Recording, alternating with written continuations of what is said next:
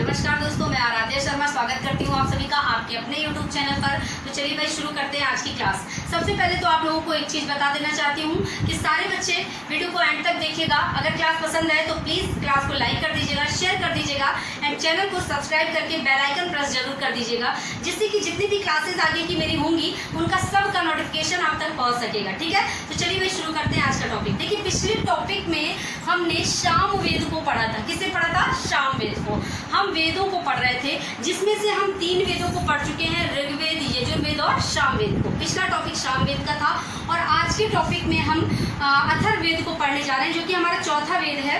हम चारों वेदों को जानेंगे, तो आज हम चौथे वेद को अथर्ववेद को पढ़ने जा रहे हैं। ठीक है, तो चलिए भाई देखते हैं। आज का टॉपिक है अथर्ववेद।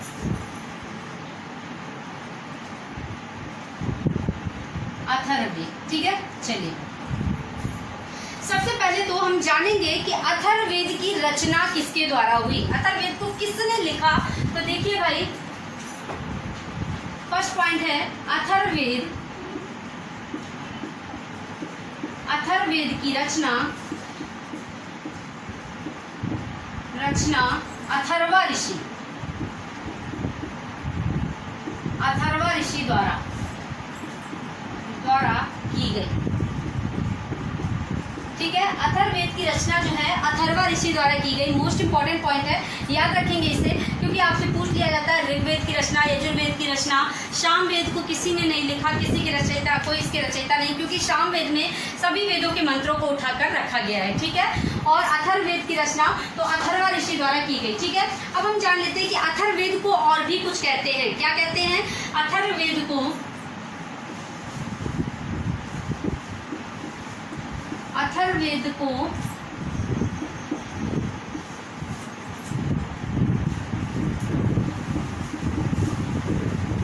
अथर्वांगिरस वेद भी कहते हैं।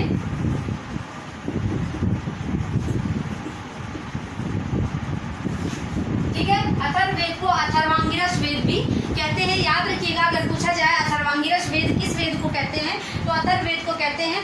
कोई बहुत मुश्किल नहीं है, आराम से आपको समझ आ जाएगा कि अथर्वा लगा हुआ है और इधर अथर्व है। ठीक है, तो अथर्वांगिरस जो है ये अथर्ववेद को कहते हैं। ठीक है, नेक्स्ट पॉइंट देखिए, अथर्ववेद में आखिर क्या चीजें हैं। जैसे कि हमने जाना, ऋग्वेद में हमें मंत्रों के बारे में जानकारी मिलती है, देवी देवताओं के बारे में, धर्मों के बारे में जानकारी मिलती है। इसी तरह हमें सामवेद से पता लगता है कि सामवेद जो है संगीत का जन्मदाता, मतलब संगीत सामवेद से विकसित हुआ है।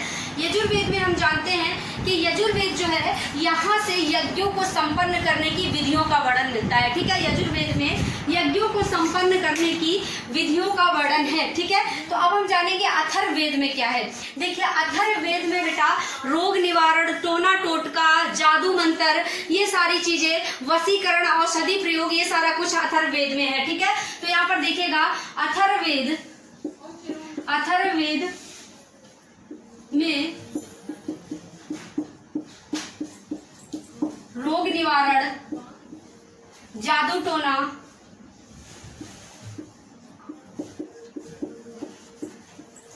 जंतर मंतर,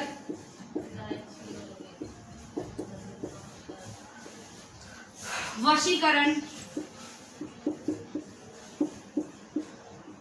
औषधि प्रयोग,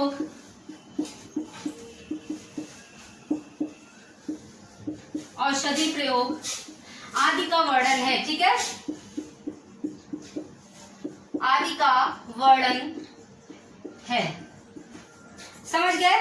तो अथर्ववेद जो है इसके अंदर रोग निवारण, जादू टोना, जंतर मंतर और औषधि प्रयोग, वशीकरण, इन सब चीजों का वर्णन दिया गया है। ठीक है, अब रोग निवारण कैसे होगा? औषधि प्रयोग, यहाँ पर औषधियों की बात की गई ना, और औषधियों से क्या बनता है? मेडिसिन बनती है ना, और मेडिसिन का जब हम प्रयोग करते हैं, यूज करते हैं, तो ही हमें रोग से मुक्ति मिलती है। ठीक है, तो रोग निवारण भी यहीं पर हो जाएगा। चलिए, इसके बाद देखते हैं कि अथर्ववेद की 2 शाखाएं हैं बेटा, 3 नहीं 2। ठीक है, अथर्ववेद की 2 शाखाएं हैं। कौन कौन सी?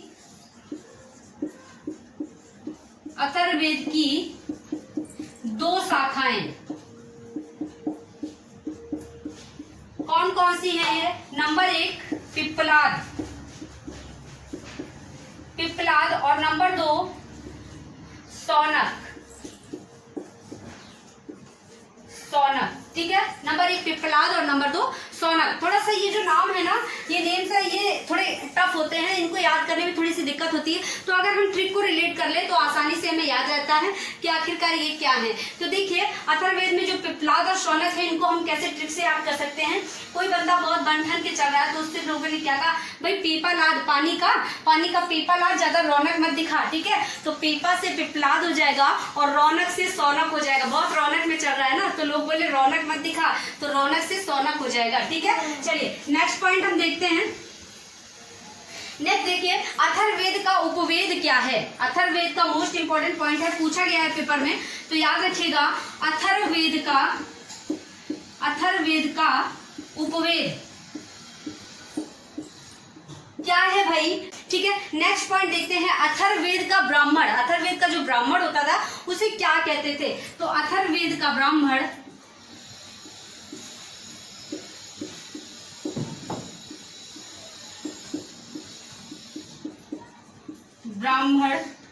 गोपथ ब्राह्मण कहलाता था। क्या, गोपथ।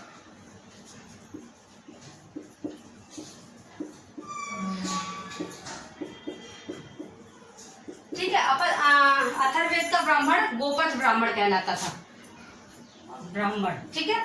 चलिए देखिए गोपथ का मतलब क्या होता है। गोपथ का मतलब होता है इंद्रियां। क्या होता है, इंद्रियां, जो कि 11 होती है। गोपथ का मतलब इंद्रियां होता है। और अथर्ववेद का जो ब्राह्मण होता है उसे गोपथ कहते थे। क्या कहते थे, गोपथ ब्राह्मण, ठीक है। चलिए भाई, तो ये आज का हमारा अथर्ववेद का पूरा टॉपिक कंप्लीट होता है। मेरे ख्याल से आप सभी को अच्छे से समझ में आया होगा। और एक क्विक रिवीजन ले लेते हैं छोटा सा, जल्दी से फटाक से देखते हैं। देखिए अथर्ववेद की रचना अथर्व ऋषि द्वारा की गई।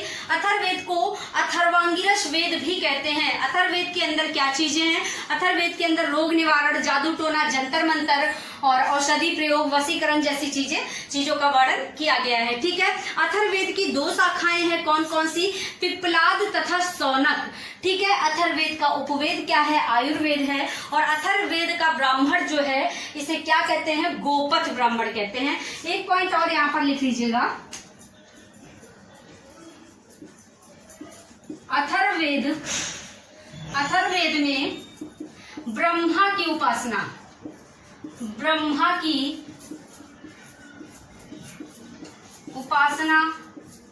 से संबंधी कई मंत्रों का उल्लेख है, ठीक है। कई मंत्रों का उल्लेख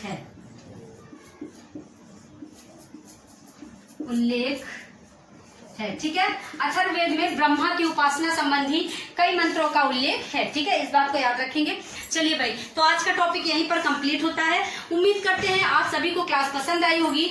सो गाइज, अगर क्लास पसंद आई है तो प्लीज क्लास को लाइक कर दीजिएगा, फिर से एक बार बोल दे रही हूँ। एंड अपने फ्रेंड्स में शेयर कर दीजिएगा। चैनल को सब्सक्राइब करके बेल आइकन प्रेस करना ना